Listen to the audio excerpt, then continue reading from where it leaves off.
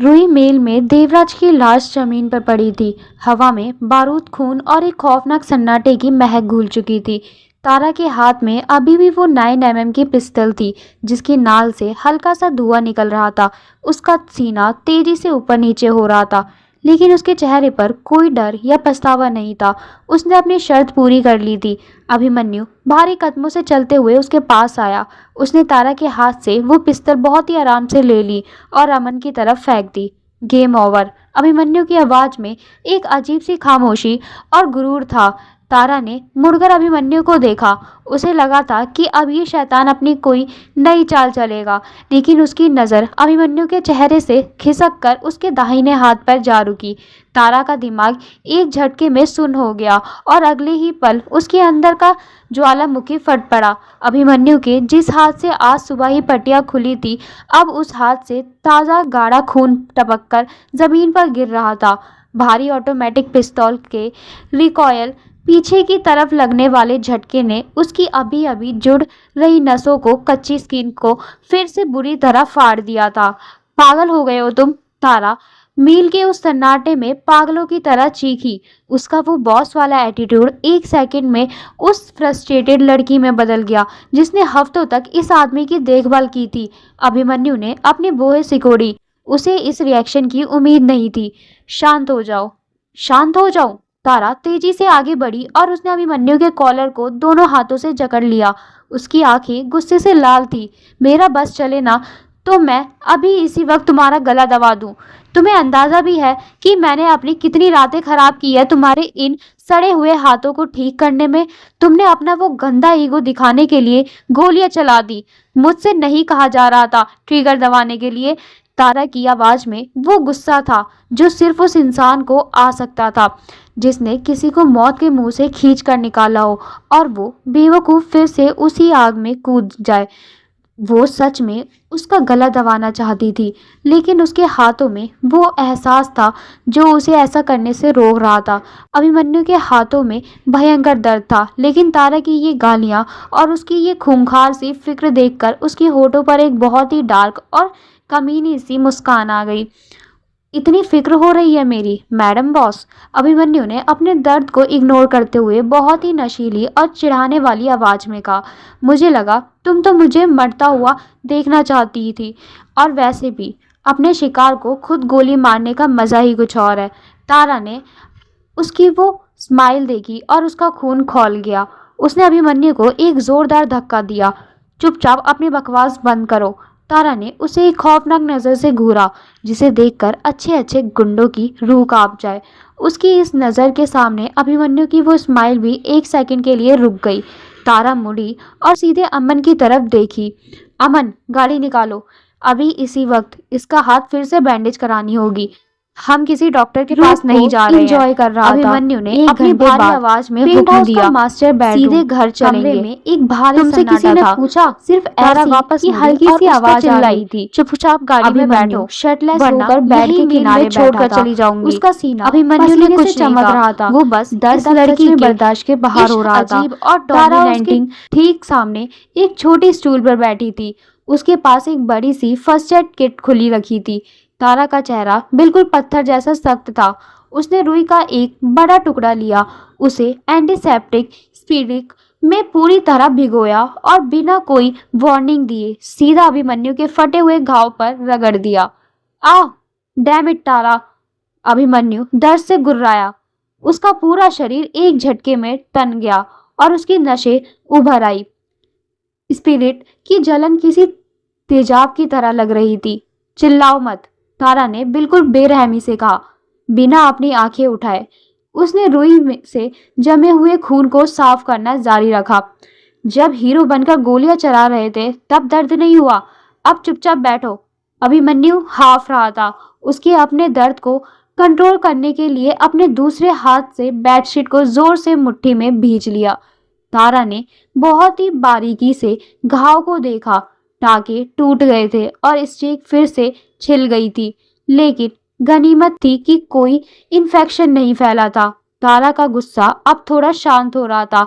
उसने antibiotic cream निकाली और उसे अपनी उंगली पर लेकर बहुत ही हल्के और नाजुक हाथों से अभिमन्यु के जख्मों पर लगाने लगी। उसकी उंगलियों का वो ठंडा और सॉफ्ट स्पर्श स्पिरिट की उस जलन पर किसी जादू की तरह काम कर रहा था। अभिमन्यु की उखड़ती सांसें धीरे धीरे नॉर्मल होने लगी। उसने अपना सिर नीचे झुकाया और तारा को देखने लगा। तारा का पूरा ध्यान उस घाव पर था, उसके चेहरे पर बिखरी हुई बालों की लटें, उसकी वो सीरियस आंखें। अभिमन्यु को उस वक्त वो दुनिया की सबसे खूबसूरत और खतरनाक चीज लग रही थी। तुम एक चुड़ैल हो, अभिमन्यु ने बहुत ही धीमी, फटी हुई लेकिन जुनूनी आवाज में कहा। तुम दर्द भी इतनी बेरहमी से देती हो और सुकून भी। तारा के हाथ एक सेकंड के लिए रुके, लेकिन उसने नजर नहीं उठाई। उसने चुपचाप एक साफ बैंडेज निकाला और उसे अभिमन्यु के हाथ पर लपेटना शुरू कर दिया।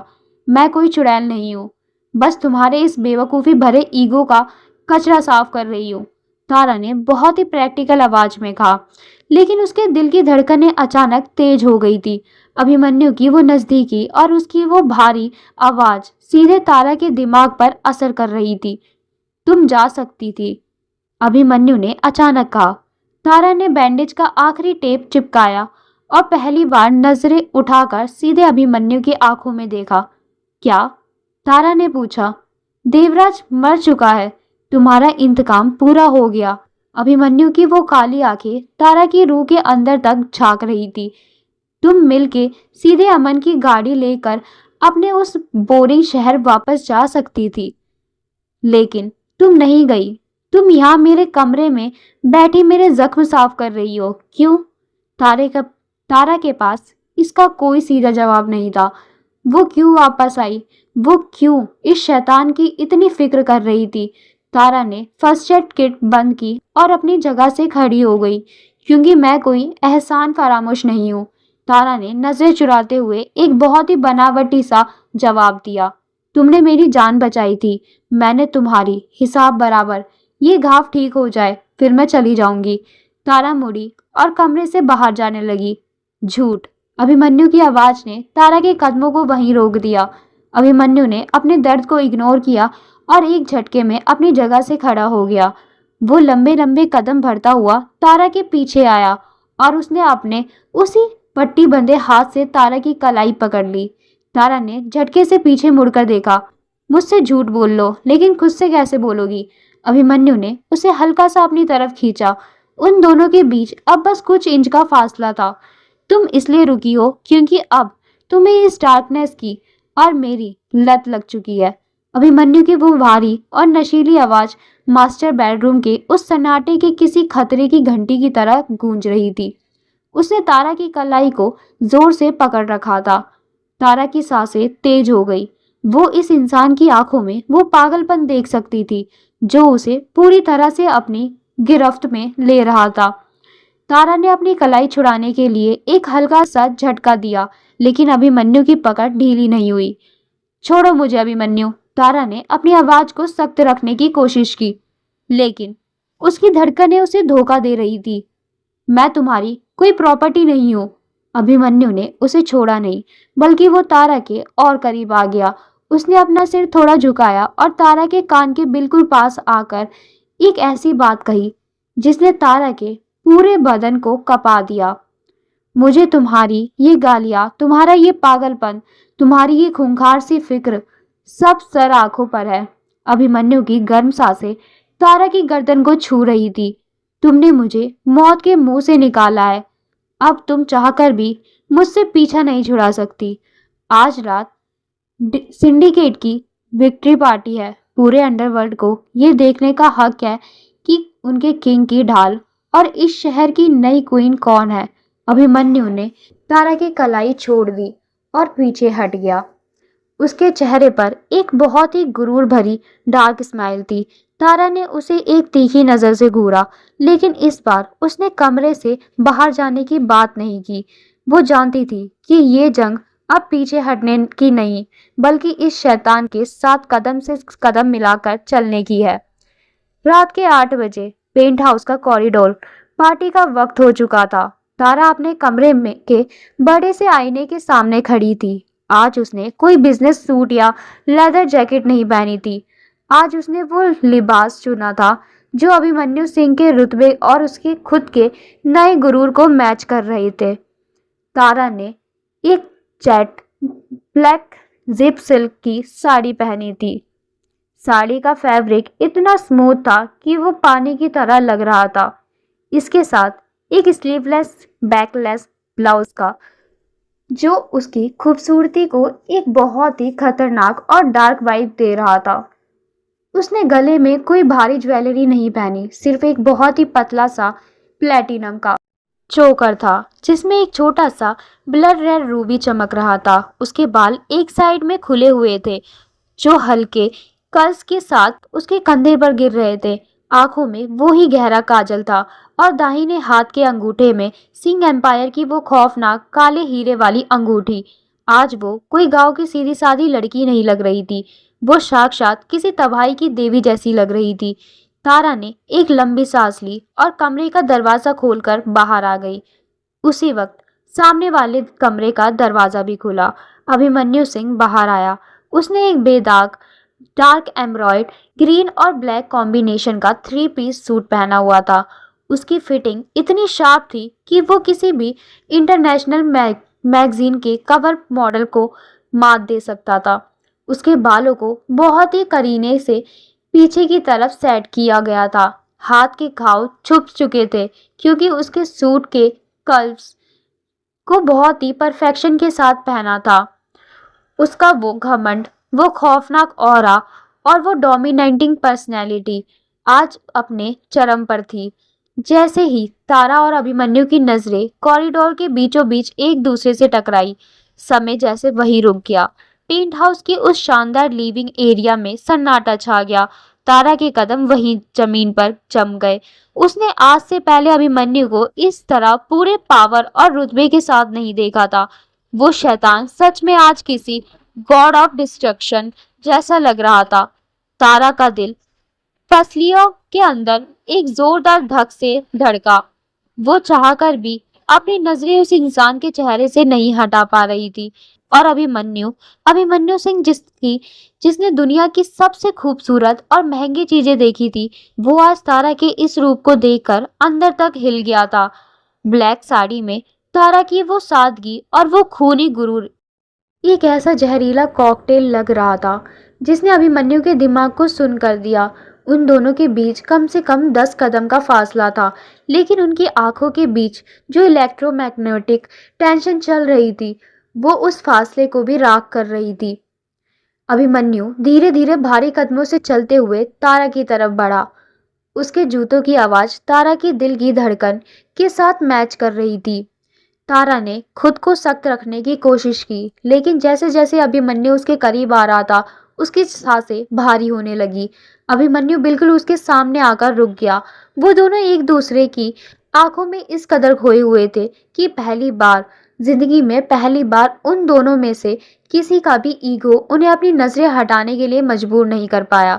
वो एक दूसरे को घूर रहे थे, लेकिन इस बार नफरत से नहीं, बल्कि एक बहुत ही गहरी अनकही प्यार और अधिकार के साथ। वे सच में इस वक्त दुनिया के सबसे बेहतरीन, खौफनाक और पावरफुल क्लब लग रहे थे। एक ऐसा क्लब जो शहर को जलाने की ताकत रखता था। तुम अभिमन्यु की आवाज गले में ही अटक गई। उसे समझ नहीं आ रहा था कि वो क्या कहे। उसने आज तक किसी औरत की तारीफ नहीं की थी। अभिमन्यु ने अपना हाथ धीरे से उठाया और तारा के कान के पास गिरी हुई बालों की लट को उंगली से पीछे किया। उसकी उंगलियों का वो हल्का सा स्पर्श तारा की गर्दन पर हुआ, जिससे तारा की रीढ़ की हड्डी में एक ऐसी सिहरन दौड़ गई। तुम आज रात इस शहर में आग लगाने वाली हो। अभिमन्यु ने उसकी आंखों में डूबते हुए एक बहुत ही भारी और नशीली फुसफुसाहट में कहा। तारा ने अपनी धड़कनों को कंट्रोल करते हुए एक हल्की सी तीखी स्माइल दी। आग तो पहले ही लग चुकी है मिस्टर सिंह। तारा ने बहुत ही कॉन्फिडेंस के साथ अभिमन्यु के सूट के कॉलर को हल्का सा ठीक किया। अब बस तमाशा देखना बाकी है। अभिमन्यु के होठों पर वो ही खौफनाक और प्राउड स्माइल आ गई। उसने अपना हाथ आगे बढ़ाया। तारा ने बिना पलक झपकाए अपना हाथ अभिमन्यु के उस फौलादी हाथ में रख दिया। जैसे ही उन दोनों की उंगलियां आपस में गुथी, दोनों को ये एहसास हो गया कि वो तो सिर्फ इस गेम में के प्लेयर्स नहीं हैं, वो एक दूसरे का नशा बन चुके। चले? अभिमन्यु ने पूछा। हाँ, तारा ने हामी भरी। जब दोनों हाथ में हाथ डाल के पेंट हाउस से बाहर निकले और अमन ने लिफ्ट का दरवाजा खोला तो अमन भी एक सेकंड के लिए उन्हें देखकर सन्न रह गया। वो कोई डॉन और उसकी मजबूरी नहीं लग रही थी। वो साक्षात अंडरवर्ल्ड के किंग और क्वीन लग रहे थे। वो आज रात अपनी कल्टरन पर पूरी तरह से कब्जा करने जा रहे थे। रात के 10 बजे अंडरवर्ल्ड का सबसे प्राइवेट क्लब। ये कोई नॉर्मल क्लब नहीं था। यहाँ शहर के वो लोग आते थे जो कानून बनाते और बिगाड़ते थे। आज रात यहाँ का पूरा टॉप फ्लोर सिर्फ सिंह एम्पायर के लिए बुक था। ये पार्टी देवराज के खत्म और सिंडिकेट पर पूरी तरह कब्जा करने का जश्न थी। जैसे ही अभिमन्यु और तारा ने क्लब में एंट्री की, वहां मौजूद हर एक इंसान की नजरें उन पर टिक गई। ब्लैक सूट में अभिमन्यु का वो खौफनाक रुतबा और ब्लैक साड़ी में तारा का वो क्वीन वाला ऑरा, दोनों साथ में किसी तबाही की तरह लग रहे थे। अमन सबसे पहले उनके पास आया। उनके चेहरे पर आज एक असली वाली खुशी और सुकून था। वेलकम बॉस, वेलकम मैडम, अमन ने दोनों के हाथ में शैंपेन का ग्लास पकड़ाते हुए कहा। बधाई हो बॉस, अमन ने बहुत ही प्राउड तरीके से कहा। इतनी जल्दी और इतने क्वीन तरीके से देवराज का चैप्टर क्लोज होगा, ये सिंडिकेट के किसी ने सपने में भी नहीं सोचा था। पूरा अंडरवर्ल्ड आज हमारी मुट्ठी में है। फिर अमन ने तारा की तरफ देखा और बहुत ही सम्मान के साथ सिर झुकाया। और मैडम, आज ये जश्न सिर्फ हमारी जीत का नहीं है, ये जश्न आपका भी है। जिस तरह से आपने पिछले कुछ हफ्तों में एम्पायर को संभाला और देवराज को उसी के बिल में घुसकर खत्म किया, आज के बाद इस शहर में कोई भी इंसान आपका नाम लेने से पहले 100 बार सोचेगा। तारा ने शैंपेन का ग्लास पकड़ा हुआ था। अमन की बातें सुनकर उसे एक अजीब सी फीलिंग आई। कुछ हफ्तों पहले वो इसी दुनिया को गालियां देती थी और आज वो इसी दुनिया की सबसे बड़ी ताकत बन चुकी थी। थैंक यू अमन, तारा ने एक हल्की सी कॉन्फिडेंट स्माइल दी। लेकिन ये जीत सिर्फ मेरी नहीं है। मोहरे मेरे थे, लेकिन बोर्ड मिस्टर सिंह थे। अभिमन्यु ने तारा की तरफ देखा।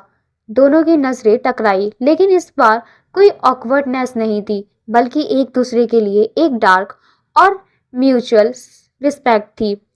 वहां मौजूद बाकी बड़े लोग और बिजनेसमैन भी आकर उन्हें बधाइयां देने लगे। तारा ने बहुत ही प्रोफेशनली सबको हैंडल किया।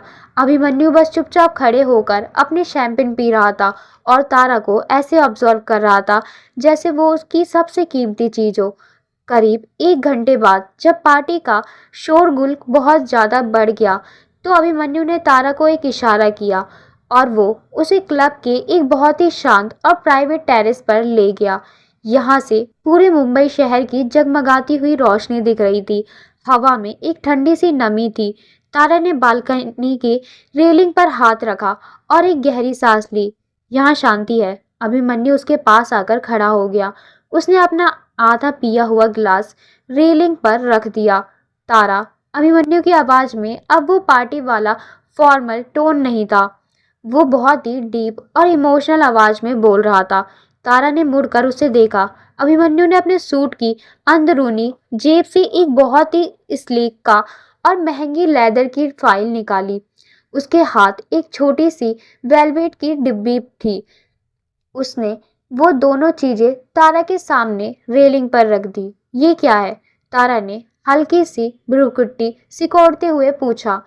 मुझे लगा था कि तुमने लिफाफे देने बंद कर दिए हैं, खोलकर देखो, अभिमन्यु ने बस इतना कहा। तारा ने झिझकते हुए वो फाइल खोली।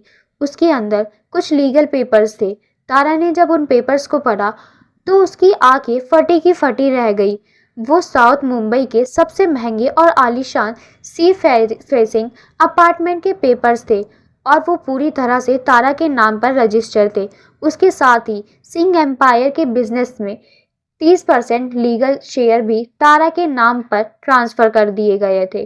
तारा ने तुरंत फाइल बंद कर दी और अभिमन्यु को एक झटके से देखा। ये सब क्या है? तारा की आवाज में गुस्सा और कंफ्यूजन दोनों थे। तुम मुझे खरीद रहे हो? तुम्हें क्या लगता है कि मैं देवराज को मारकर ये सब हासिल करना चाहती थी? शांत हो जाओ तारा, अभिमन्यु ने अपनी आवाज को बहुत ही सॉफ्ट रखते हुए कहा। उसने अपना हाथ आगे बढ़ाया, तारा के हाथ को बहुत ही नरमी से पकड़ लिया। मैं तुम्हें खरीद नहीं रहा हूँ। अभिमन्यु की आंखों में आज कोई शैतानी गुरूर नहीं था, बल्कि एक ऐसा इंसान था जो अपनी गलतियों और अपने प्यार को बहुत ही अजीब तरीके से कबूल कर रहा था। जब तुम मेरी जिंदगी में आई थी तो मैंने तुम्हारे गांव का वो छोटा सा घर, तुम्हारी जमीन, सब कुछ बेरहमी से छीन लिया था। मैंने तुम्हारी जिंदगी बर्बाद कर दी थी। अभिमन्यु ने एक लंबी सांस ली। ये पेपर्स उस नुकसान की भरपाई नहीं है, क्योंकि जो सुकून मैंने तुमसे छीना वो मैं करोड़ों देकर भी वापस नहीं ला सकता। अभिमन्यु ने तारा के हाथ को हल्का सा दबाया। ये पेपर्स तुम्हारी आज़ादी है, तुम्हारा अपना वजूद है। तारा बिल्कुल सुन्न होकर उसे सुन रही थी। मैं जानता हूँ कि तुम वापस लौटकर मेरे पास आई हो, अभिमन्यु ने बहुत ही इंटेंस और जज्बाती आवाज में कहा।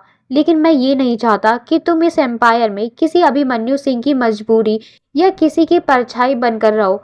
मैं चाहता हूँ कि तुम्हारा अपना एक साम्राज्य हो, तुम्हारी अपनी एक पहचान हो। अभिमन्यु ने वो वेलवेट की डिब्बी उठाई और उसे खोला। उसमें वो ही काले हीरे और सोने वाली सिंह एम्पायर की वो अंगूठी थी जो तारा ने कुछ दिन पहले गुस्से में अभिमन्यु के सीने पर मार दी थी। अभिमन्यु ने वो अंगूठी निकाली। तुमने कहा था ना कि मैं तुम्हें इस खूनी दुनिया में धकेल रहा हूँ, अभिमन्यु ने तारा की आंखों में देखते हुए कहा।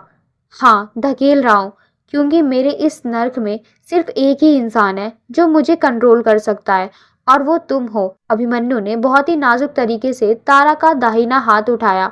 मैं तुम्हें अपने पिंजरे में कैद नहीं कर रहा। अभिमन्यु की आवाज अब एक खौफनाक लेकिन रूह को कपा देने वाले वादे में बदल चुकी थी। मैं तुम्हें अपने बराबर लाकर खड़ा कर रहा हूँ। ये अंगूठी आज के बाद मेरी नहीं, तुम्हारी है, और ये शहर भी। अभिमन्यु ने वो भारी अंगूठी तारा के अंगूठे में पहना दी। तारा की आंखों में नमी तैर गई। अभिमन्यु को लगा कि ये उसकी जीत है, कि तारा ने आखिरकार उसके इस खौफनाक प्यार और उसकी दुनिया को अपना लिया है। लेकिन उस अंगूठी का भारीपन तारा की उंगली पर पड़ते ही उसके दिमाग में जैसे एक भयंकर धमाका हुआ। वो कोई मामूली हीरा नहीं था, वो तारा के तबाह हुए अतीत का एक जीता जागता सबूत था। अचानक तारा की आंखों के सामने वो सारे मंजर किसी फिल्म की तरह घूमने लगे। उसके गांव में गुजरते हुए वो पीले बुलडोजर्स, उसकी टूटी हुई उम्मीदें, गांव वालों का चेहरा, सरपंच का वो बेबस और रोता हुआ चेहरा, और वो काली रात जब अभिमन्यु ने पहली बार उसके माथे पर बंदूक रखकर उसकी जिंदगी को नर्क बनाने की शुरुआत की थी। तारा का पूरा शरीर एक पल में लिए सुन पड़ गया। वो जो इस काली दुनिया में खुद को ढालने की कोशिश कर रही थी, वो जो सब कुछ भुलाकर एक नॉर्मल जिंदगी शुरू करने का नाटक कर रही थी, उसका वो सारा सब्र आज कांच की तरह टूटकर बिखर गया। आंसुओं की वो नमी जो कुछ पल पहले एक अजीब से सुकून की लग रही थी, वो अचानक एक खोलती हुई जानलेवा नफरत में बदल गई। तारा का जबड़ा कस गया और उसकी सांसें तेज हो गई। उसने एक झटके से अपना हाथ पीछे खींचा। अभिमन्यु की वो जुनूनी और सुकून भरी मुस्कान वहीं उसके चेहरे पर जम गई। नहीं, तारा की आवाज एकदम घुटी हुई लेकिन बहुत ही खौफनाक थी। उसने बिना एक सेकंड सोचे अपने कांपते लेकिन मजबूत हाथों से अपने अंगूठे से वो भारी काले हीरे वाली अंगूठी निकाल दी। तारा ने आगे बढ़कर अभिमन्यु का हाथ पकड़ा और वो अंगूठी बहुत ही बेरहमी से उसकी हथेली पर रख दी।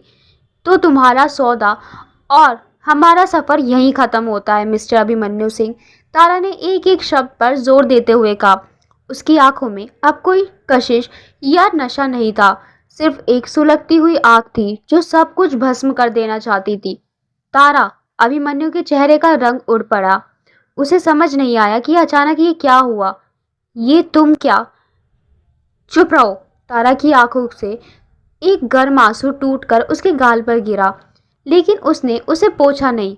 तुम्हें क्या लगा अभिमन्यु कि तुम मुझे ये करोड़ों के पेपर्स, ये सीप फेसिंग घर और ये खून से सनी अंगूठी देकर मुझे खरीद लोगे? तुम मेरे उस अतीत की कीमत लगा रहे हो जिसे तुमने अपने जूतों तले बेरहमी से कुचला था। तारा 2 कदम पीछे हटी। उसे अब अभिमन्यु की उस शक्ल से, उस दौलत से घिन आ रही थी। तुमने मेरा घर छुड़वाया, मेरे अपनों को रुलाया, मेरी वो सादी सी और सुकून भरी जिंदगी मुझसे छीन ली। उसके बाद जितना मैंने सफ़र किया, क्या तुम्हें उसका अंदाज़ा है? तुम कभी भी मेरे आंसुओं का हिसाब नहीं लगा सकते जो मैंने दिन रात इन सालों में बिताए हैं। तारा की आवाज़ में एक ऐसा दर्द था जो उस रात की ठंडी हवा को भी चीर रहा था। और अब तुम चाहते हो कि मैं तुम्हारी ही दी हुई इस बेबर्बादी के तख्त पर बैठकर राज करूं, इस खून से सने हुए ताज को पहनकर अपनी पूरी जिंदगी खुद से नफरत करूं? नहीं अभिमन्यु, मुझे तुम्हारी तरह एक राक्षस नहीं बनना है। अभिमन्यु भूत बनकर उसे देख रहा था। उसके हाथ में वो अंगूठी किसी जलते हुए कोयले की तरह चुभ रही थी। मैंने तुम्हारी जान बचाई क्योंकि वो मेरी इंसानियत थी, और तुम्हारा एहसान भी जो तुमने अपनी जिद में आकर मेरी जान बचाकर किया था। तारा ने गहरी सांस ली और अपने चेहरे को बिल्कुल सख्त कर लिया। मैंने देवराज को मारा क्योंकि वो मेरी मजबूरी थी, लेकिन ये जो तुम मुझे दे रहे हो, ये मौत से भी बदतर है। तारा ने मुड़कर जाने का फैसला किया। मैं आजाद हूँ, तारा ने बिना पलटे अपनी उसी कड़क और गुरूर भरी आवाज में कहा। और मेरी सबसे बड़ी जीत ये है कि तुमने मुझसे अपने जैसा जानवर बनाने की पूरी कोशिश की, लेकिन मैं फिर भी तारा ही रही, तुम्हारी क्वीन नहीं। अब से हमारा एक दूसरे से कोई भी मतलब नहीं है, और प्लीज़ मेरी लाइफ में वापस मत आना। Good bye. तारा के हील्स की आवाज़ उस शांत टेरेस पर गूंजने लगी। वो उस क्लब से, उस अंडरवर्ल्ड से और अभिमन्यु सिंह की जिंदगी से हमेशा हमेशा के लिए बाहर जा रही थी। अभिमन्यु वही रेलिंग के पास अकेला खड़ा रह गया। उसने कभी हारना नहीं सीखा था।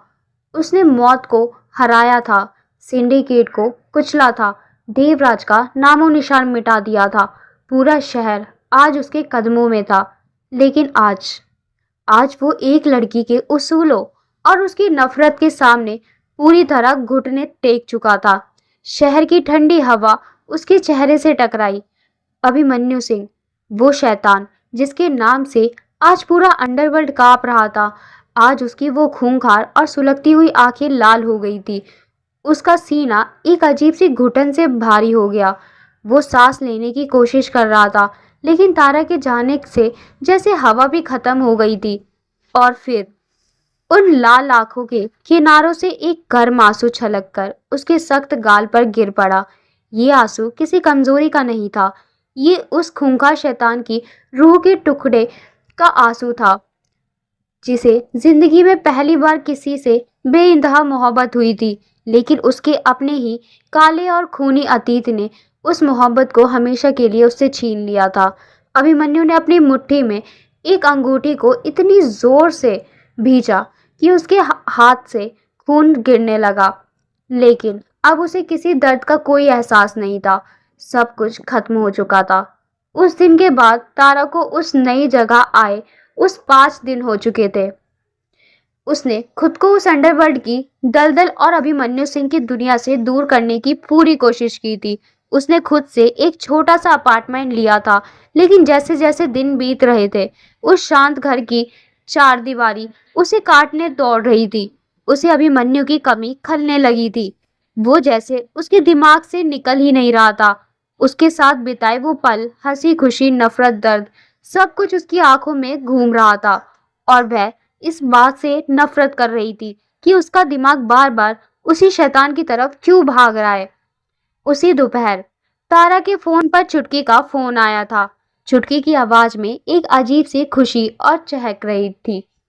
तारा दीदी, चुटकी ने चहकते हुए कहा था, गांव में सब कुछ बदल रहा है। वो पुराने वाले गुंडे तो जैसे रातों रात गायब ही हो गए।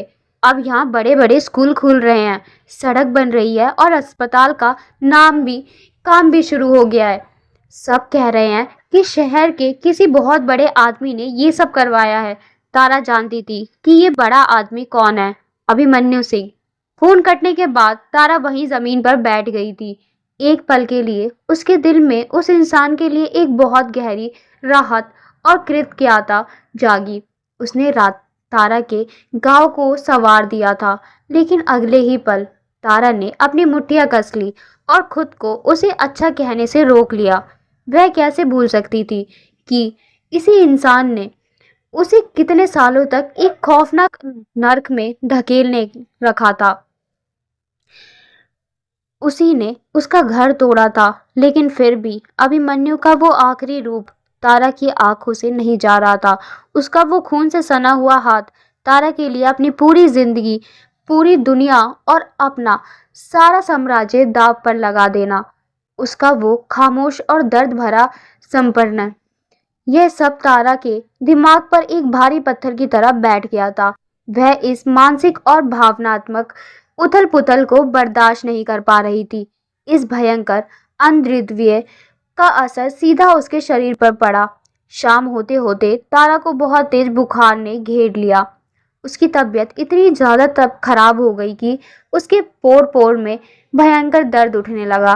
रात गहराने तक उसकी हालत इतनी बिगड़ गई कि उसका बिस्तर से उठना भी मुहाल हो गया था।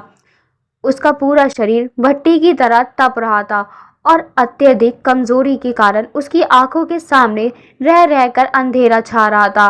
रात के ठीक 12 बज रहे थे। तभी उस सन्नाटे को चीरते हुए दरवाजे की घंटी बजी। तारा की सुस्त पड़ चुकी नसें एक झटके में तन गई। वह कोई कमजोर या दिमागी रूप से बीमार लड़की नहीं थी। खतरे को भांपने की उसकी शक्ति अब किसी मुंझे हुए शिकारी जैसी हो चुकी थी। तारा ने अपनी पूरी इच्छा शक्ति बटोरी और कांपते हुए पैरों से बिस्तर से उठी। उसने तकिए के नीचे हाथ डाला और अपनी भारी पिस्तौल निकाल ली। बुखार से उसका शरीर टूट रहा था, पैर लड़खड़ा रहे थे, लेकिन उसने अपनी आंखों को पूरी तरह से खुला रखा और पिस्तौल की ग्रिप पर अपनी उंगलियां कस ली। वह हर स्थिति का सामना करने के लिए मानसिक रूप से पूरी तरह तैयार थी। उसे लगा कि शायद देवराज का कोई कच्चा हुआ आदमी उसे मारने आ चुका है। दीवार का सहारा लेते हुए वह किसी तरह दरवाजे तक पहुंची। उसने पिस्तौल को सीधा सीने की ऊंचाई पर ताना और एक गहरी सांस लेते हुए दरवाजे का लॉक खोल दिया। जैसे ही दरवाजा खोला, सामने खड़े शख्स को देखकर तारा की आंखें फटी की फटी रह गई। वहां देवराज का कोई गुंडा नहीं था। चौखट पर वह खौफनाक शैतान खड़ा था, अभिमन्यु सिंह। उसने काले रंग की शर्ट पहनी हुई थी और उसकी सांसें हल्की तेज चल रही थी। उसके चेहरे पर वही पुराना रुतबा था, लेकिन उसकी आंखों में एक ऐसी गहरी और बेचैन करने वाली फिक्र थी जो तारा ने पहले कभी नहीं देखी थी। तारा पूरी तरह से हैरान रह गई। उसकी पिस्तौल वाली पकड़ हल्की सी ढीली पड़ गई।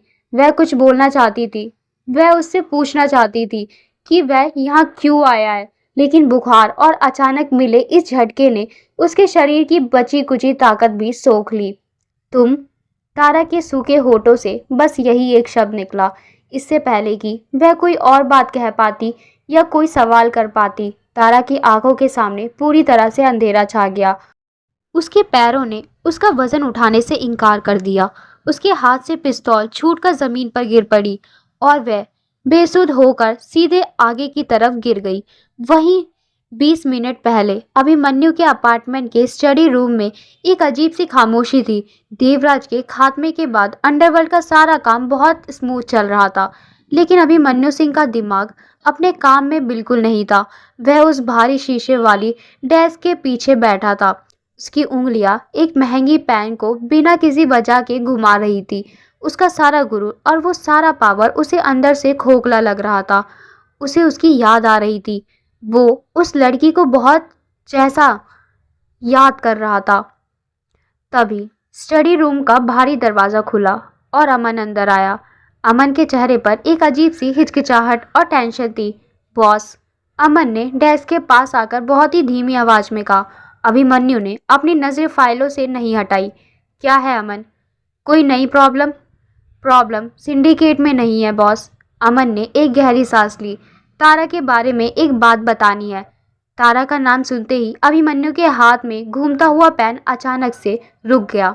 उसने झटके से सिर उठाया।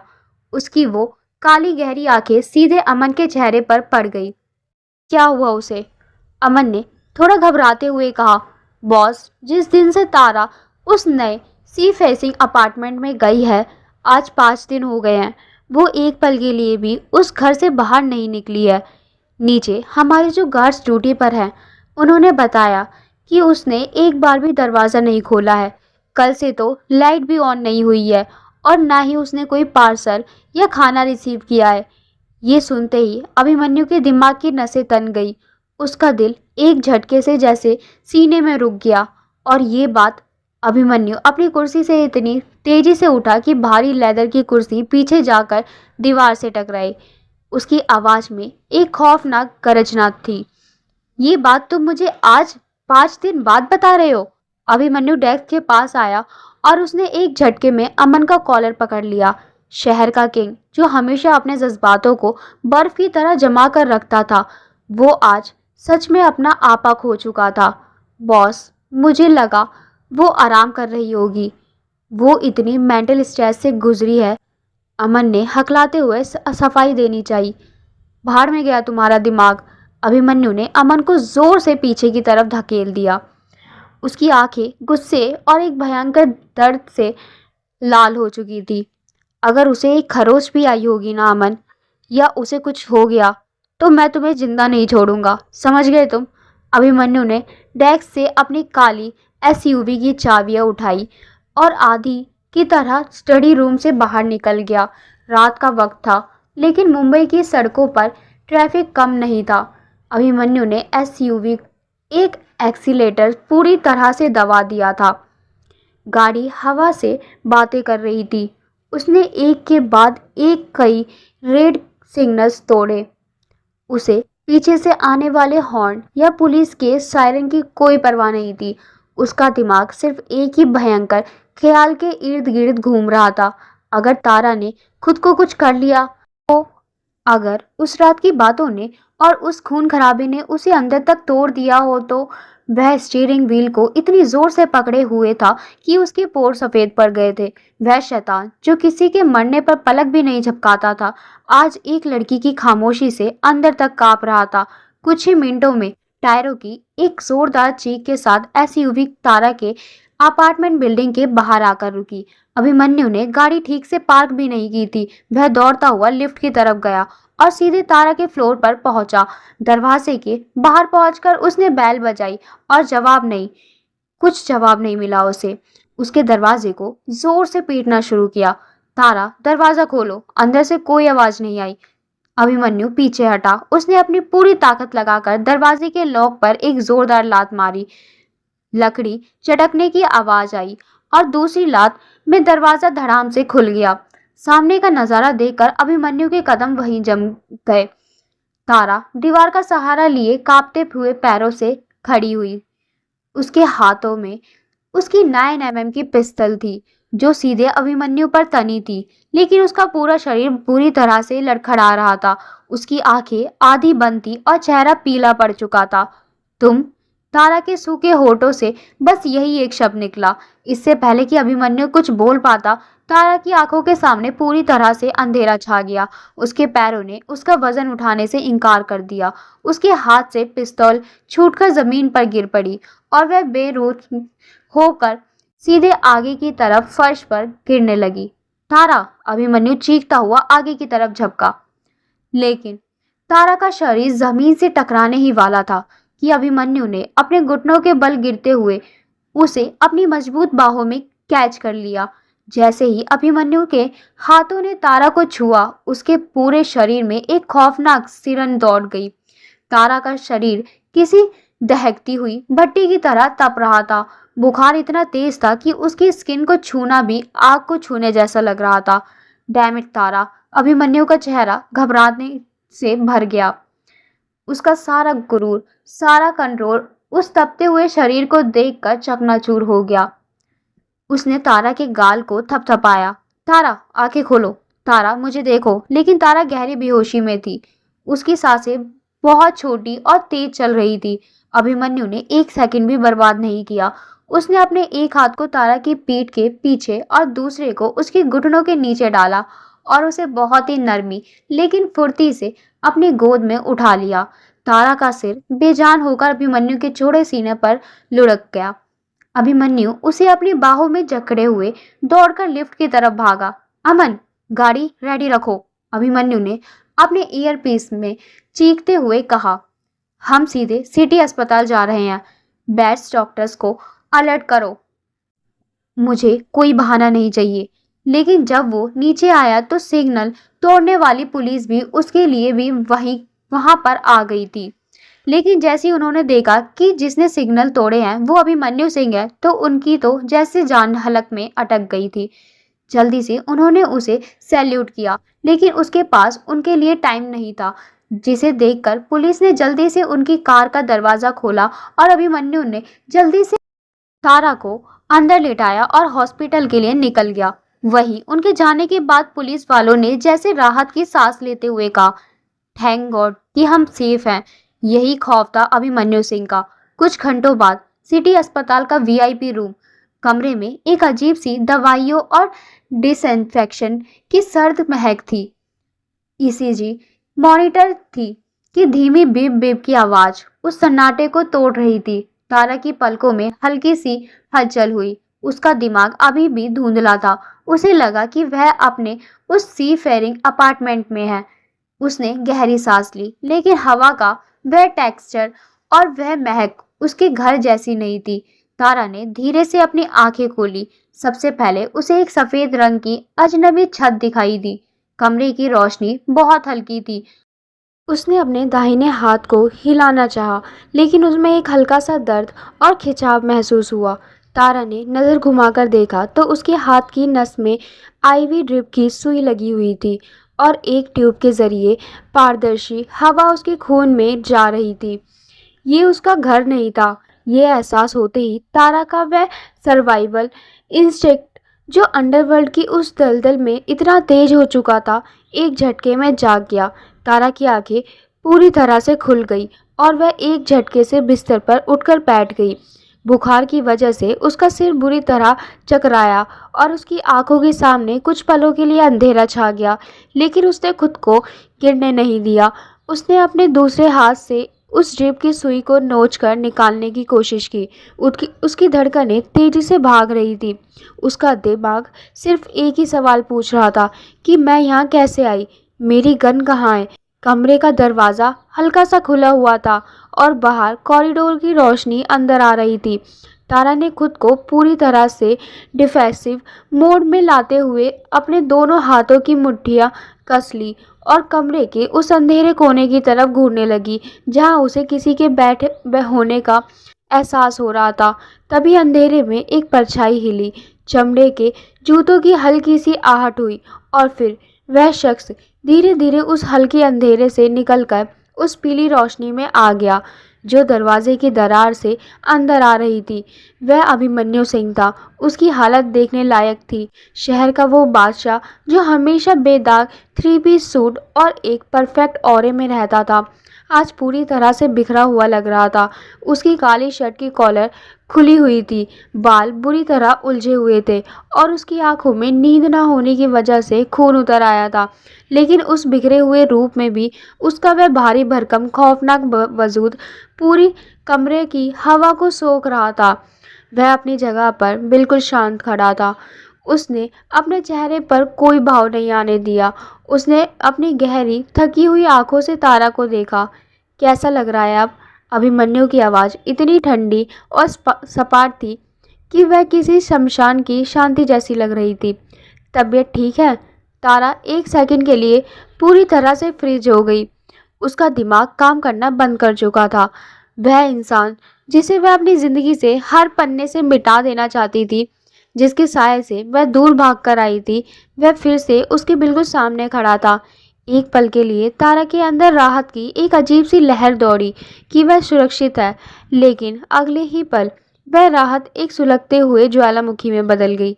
उसका बुखार से तपता हुआ शरीर गुस्से से कांपने लगा। हाँ, ठीक हूँ, तारा ने अपने दांत पीसते हुए कहा। उसने एक झटके से अपने ऊपर से अस्पताल की वह सफ़ेद चादर हटा दी और कमज़ोर होने के बावजूद बिस्तर से नीचे उतरने की कोशिश की। तुम फिर से मेरी लाइफ में आ गए। तारा की आवाज़ धीमी थी, लेकिन उसमें नफ़रत का जहर भरा हुआ था। उसने अपने दोनों हाथों से अपने सिर को पकड़ा जो बुखार से फटा जा रहा था। मैंने मना किया था ना तुम्हें? मैंने कहा था ना कि तुम अपनी शक्ल मत दिखाना। मैंने तुम्हें अपनी ज़िंदगी से बाहर निकाल दिया था।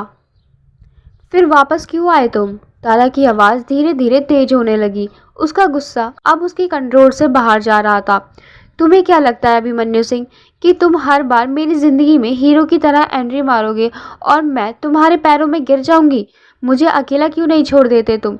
निकल जाओ यहाँ से। तारा पागलों की तरह चीखी। अभिमन्यु अपनी जगह पर भूत बनकर खड़ा था। वह इतने दिनों से अपने अंदर एक भयंकर डर, एक घुटन और एक ऐसा गुस्सा दबाए बैठा था जो किसी भी इंसान को पागल कर सकता था। वह तारा की सलामती के लिए अपनी जान दांव पर लगा रहा था और बदले में उसे ये गालियां मिल रही थी। तारा का ये चिल्लाना उस ज्वालामुखी के लिए एक चिंगारी का काम कर गया था जो अभिमन्यु के अंदर धड़क रहा था। अचानक अभिमन्यु का वह शांत और कंट्रोल वाला मुखौटा एक भारी आवाज के साथ टूट गया। क्यों ना आऊं मैं? अभिमन्यु एक खूंखार शेर की तरह दहाड़ा। उसकी आवाज इतनी तेज थी कि कमरे की खिड़कियों के कांच तक कांप गए। तारा भी एक सेकंड के लिए सहमकर पीछे हट गई। अभिमन्यु लंबे लंबे कदम भरता हुआ सीधे तारा के बिस्तर के पास आया।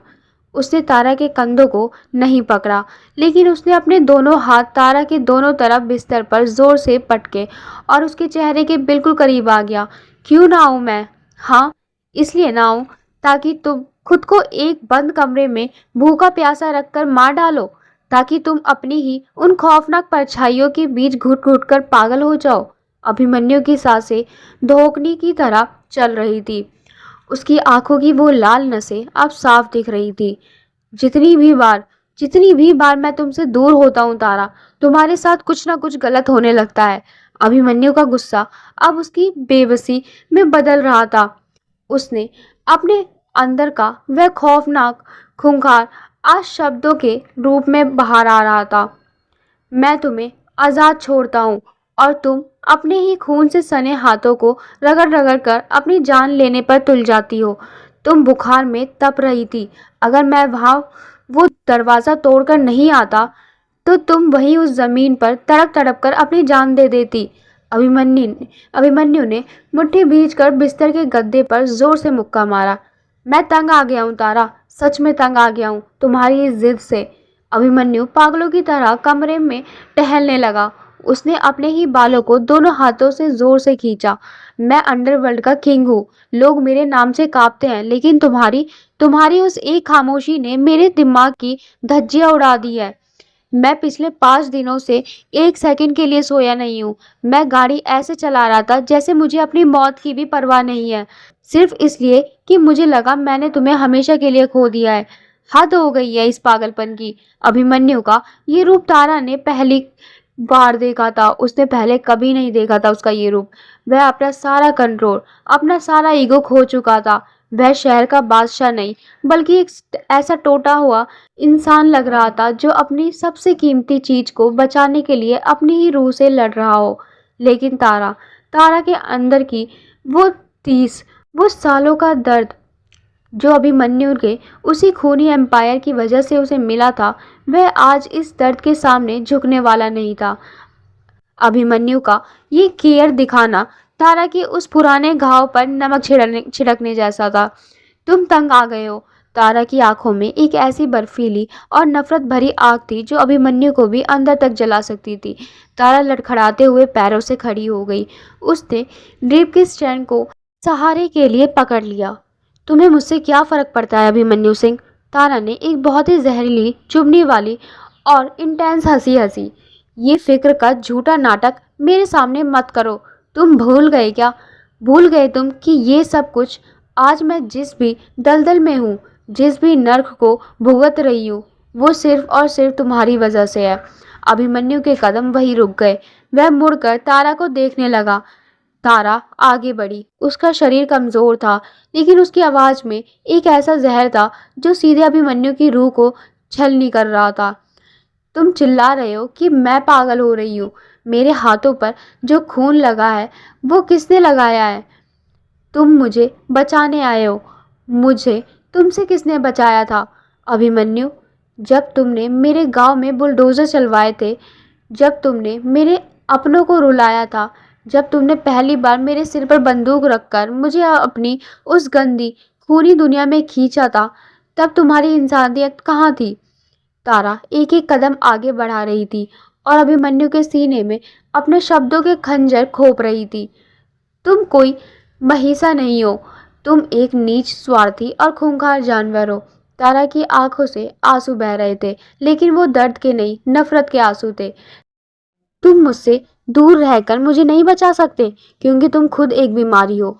तुम मेरी जिंदगी का वो सबसे काला और घिनौना सच हो, जिसने मेरा वजूद, मेरे उसूल, मेरा ज़मीर सब कुछ मिट्टी में मिला दिया।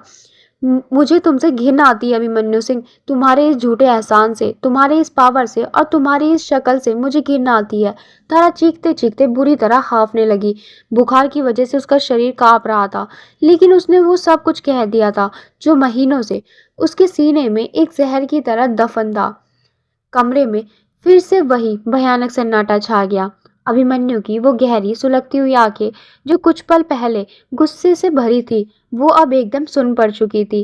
तारा के उन जहरीले शब्दों ने अंडरवर्ल्ड के उस बादशाह की रूह को चीर कर रख दिया था। उसे लगा जैसे किसी ने उसका दिल जिंदा ही उसके सीने में नोच लिया हो। तारा ने उसे कोई शारीरिक चोट नहीं पहुंचाई थी, लेकिन उसने अभिमन्यु के वजूद को, उसके ईगो को और उसके उस छुपे हुए प्यार को पूरी तरह से नंगा करके जमीन पर फेंक दिया था। अभिमन्यु को अपना ही अतीत एक भयानक दानव की तरह अपने सामने खड़ा दिखने लगा। उसे याद आने लगा कि कैसे उसने इस मासूम लड़की की जिंदगी को सिर्फ अपने गुरूर के लिए नर्क बना दिया था। वह कुछ नहीं बोल पाया। उसके होठ कांपे, लेकिन कोई आवाज नहीं निकली। अभिमन्यु ने एक गहरी उखड़ती हुई सांस ली। उसकी वो मजबूत और चौड़ी छाती जो गोलियों की से नहीं कांपती थी, वह आज एक लड़की की नफरत के बोझ तले दब गई। और फिर जो नज़ारा तारा ने देखा, उसने उसकी खुद की सांसों को गले में अटका दिया। अभिमन्यु के सिंह के पैर लड़खड़ाए। उसकी वो रीढ़ की हड्डी, जो दुनिया के सबसे ताकतवर माफियाओं के सामने भी सीधी रहती थी, वह आज टूट गई। अभिमन्यु के दोनों घुटने अस्पताल के उस ठंडे फर्श पर आ गिरे। तारा की आंखें फटी की फटी रह गई। अंडरवर्ल्ड का वो बादशाह, जिसे शहर का किंग कहा जाता था, जिसके नाम से लोग कांपते थे, वह आज तारा के सामने घुटनों के बल जमीन पर बैठा था। उसका सिर झुक गया था। उसके चौड़े कंधे इस लाचारी और दर्द से कांप रहे थे। तारा ने अपनी जिंदगी में कभी नहीं सोचा था कि वह इस खौफनाक शैतान को इस तरह टूटते और घुटने टेकते हुए देखेगी।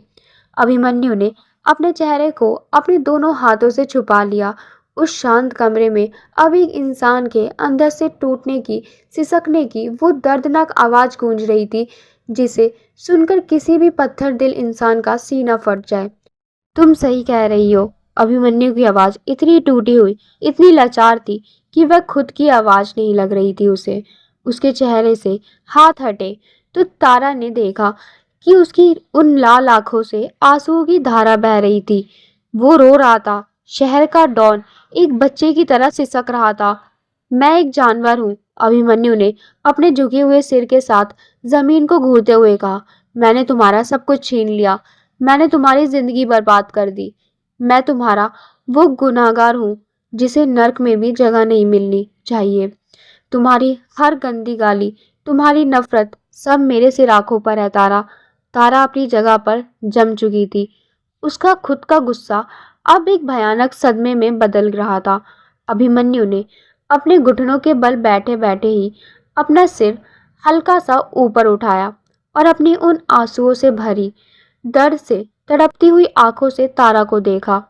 उन आंखों में अब कोई गुरूर, कोई ईगो, कोई पावर नहीं था। वहां सिर्फ एक इंसान था जो मोहब्बत में पूरी तरह से हार चुका था। मुझे मार दो तारा, मुझे अभी इसी वक्त जान से मार दो। मैं तुम्हारी हर सजा भुगतने के लिए तैयार हूँ। अभिमन्यु ने अपने दोनों हाथ तारा के सामने जोड़ लिए। उसके कांपते हुए हाथ और उसके बहते हुए आंसू उस रात की सबसे खौफनाक और दिल चीर देने वाली सच्चाई थी। लेकिन लेकिन मेरे साथ अब इतना जुल्म मत करो। अभिमन्यु की आवाज फफक फफक कर दर्द टूट रही थी। उसने अपना सिर फिर से जमीन की तरफ झुका लिया। मैं अब और ये दर्द बर्दाश्त नहीं कर सकता। मुझे इस अंधेरे में वापस मत धकेलो तारा। कमरे में सिर्फ ईसीजी मशीन की बीप और अभिमन्यु की उन दर्दनाक सिसकियों की आवाज थी। मैं हार गया हूँ। अभिमन्यु ने अपनी आंखें बंद करते हुए अपनी रूह के उस सबसे गहरे और अनकहे सच को आज तारा के कदमों में रख दिया। मुझे मोहब्बत हो गई है तुमसे, बेइंतहा मोहब्बत हो गई है। वे शब्द उस कमरे की हवा में किसी ठंडे रूहानी जादू की तरह गूंज रहे थे।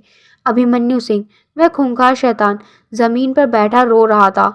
उसने अपने सारे पाप, अपना सारा वजूद तारा के सामने सरेंडर कर दिया था। उसने माफ़ी मांग ली थी। उसने अपना ईगो, अपना पावर, अपना सब कुछ उस एक लड़की के लिए नीलाम कर दिया था जिसे वह अब अपनी सांसों से भी ज़्यादा चाहने लगा था। तारा वहीं खड़ी थी। उसके हाथ से वह ड्रिप का स्टैंड छूट गया। उसकी आंखों से भी अब आंसुओं की एक अनवरत धारा बहने लगी थी। जो नफरत उसने सालों तक अपने सीने में पाली थी, वह आज इस इंसान को जमीन पर गिरे रोते हुए देखकर एक अजीब सी कश्मकश में टूट रही थी। एक तरफ उसका तबाह हुआ अतीत था और दूसरी तरफ उसके कदमों में पड़ा वो टूटा हुआ शैतान जिसका गुरूर आज सिर्फ उसके इश्क के आगे हार गया था। कहानी अब ऐसे मोड़ पर खड़ी थी जहां नफरत को भी मोहब्बत के आगे घुटने टेकने ही थे।